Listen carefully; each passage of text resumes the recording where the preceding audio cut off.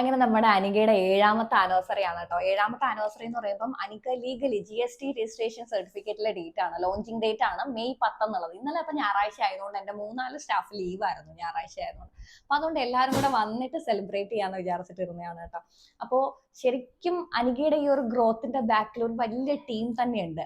അതിൽ ആളുകളുടെ എണ്ണം എന്ന് പറഞ്ഞാൽ എന്റെ ഈ പറഞ്ഞ പോലെ എന്റെ പേജിന്റെ 65,000 ഫോളോവേഴ്സും 56,000 സബ്സ്ക്രൈബേഴ്സും 32,000 FB ഫോളോവേഴ്സും എല്ലാം ചേർന്ന് ഒരു കൂട്ടം ആൾക്കാർ, ഫോളോ ചെയ്യാൻ മറന്നുപോയവർ ഉൾപ്പെടെ ഒരുപാട് പേര്, ലക്ഷമാണ് ശരിക്കും അനികയുടെ സപ്പോർട്ട് എന്ന് പറയുന്നത്. ഞാൻ ഈ ഒരു സ്റ്റേജ് എന്ന് പറയുമ്പോൾ എന്റെ ബിസിനസിന്റെ സെക്കൻഡ് സ്റ്റേജ് കഴിഞ്ഞിട്ടുണ്ട് ശരിക്കും പറഞ്ഞാൽ. അപ്പോൾ ഞാൻ ഭയങ്കര ഹാപ്പിയാണ് കേട്ടോ. ഹാപ്പി എന്ന് പറഞ്ഞു കഴിഞ്ഞാൽ എന്റെ ലൈഫിൽ ഞാൻ ഇന്ന് നിൽക്കുന്ന ആ ഒരു ഹൈറ്റ് ഉണ്ട്. ആ ഒരു ഹൈറ്റിന് എനിക്ക് നിങ്ങൾ എല്ലാവരുമാണ് എന്നെ അവിടെ എത്തിച്ചത്. ഞാൻ വളരെ താങ്ക്ഫുൾ ആണ് നിങ്ങൾ ഓരോരുത്തരോടും. എൻ്റെ സ്റ്റാഫ് ആയിക്കോട്ടെ, എൻ്റെ ഫാമിലി, എൻ്റെ സബ്സ്ക്രൈബേഴ്സ്, എൻ്റെ ഫോളോവേഴ്സ്, നിങ്ങളെല്ലാവരും, എൻ്റെ ഫ്രണ്ട്സ്, ഒരുപാട് പേര്. എന്താ ഫോർമൽ ആയി പോകുന്നോന്ന് എനിക്ക് അറിയില്ല, പക്ഷെ ഇത് നിങ്ങളോട് ഇപ്പൊ എനിക്ക് പറഞ്ഞില്ല എന്നുണ്ടെങ്കിൽ അത് എന്താ പറയാ, അത് ശരിയല്ലല്ലോ. അപ്പൊ നിങ്ങളോട് എല്ലാവരോടും എനിക്ക് ഹൃദയത്തിന്റെ എന്താ പറയാ അങ്ങേ അറ്റത്ത് നിന്നും എനിക്ക് അത്രയും സന്തോഷവും അത്രയും നന്ദി നിങ്ങളോട് ഓരോരുത്തരോടും എനിക്കുണ്ട്.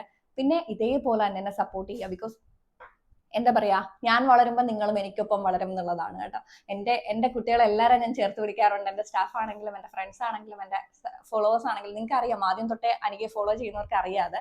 അപ്പോൾ ഇനി മുന്നോട്ടും ഇപ്പം ആനിവേഴ്സറി ആയിട്ട് ഇനി നിങ്ങൾക്ക് ഗീവ് അവേ അല്ലെങ്കിൽ എന്താ പറയാ ഓഫർ സെയിൽ ഒന്നുമില്ലെന്ന് ചോദിക്കേണ്ട. ഇനി അങ്ങോട്ട് ഫ്ലാറ്റ് ഓഫർ റേറ്റിൽ നിങ്ങൾക്ക് ഓരോ പ്രോഡക്റ്റ് വരാൻ പോവാണ്.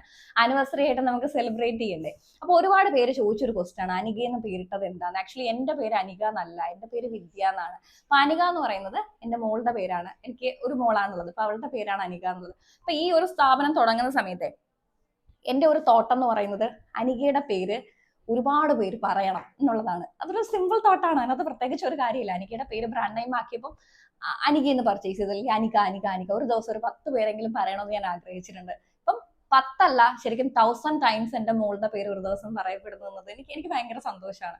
ഇപ്പൊ ഈവൻ എന്താ എന്റെ സ്റ്റാഫുകളാണെങ്കിലും പേയ്മെന്റിന്റെ സമയത്ത് കൊടുക്കുമ്പോഴും അനികയിലോട്ട് വെൽക്കം ചെയ്യുമ്പോഴും എല്ലാം അനിക അനിക അനിക അനിക എന്ന്. ഒരു ദിവസം ഒരു 200 കസ്റ്റമേഴ്സിനെ അറ്റൻഡ് ചെയ്യുമ്പോൾ 200 പേരോടും അനിക എന്ന് പറയാറുണ്ട്. ഒരു ടീം, അങ്ങനെ 3 ടീമാണ് അനികയ്ക്കുള്ളത്.